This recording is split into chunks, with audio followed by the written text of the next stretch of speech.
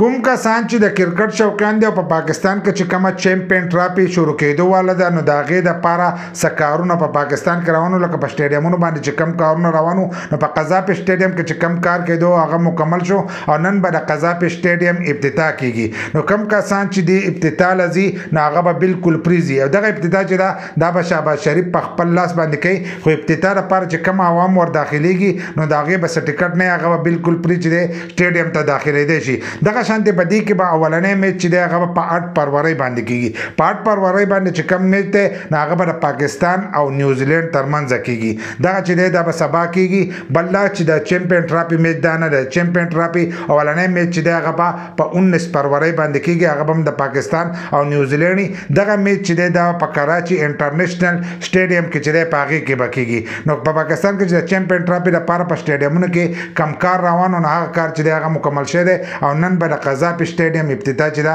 هغه به شهباز شریف کوي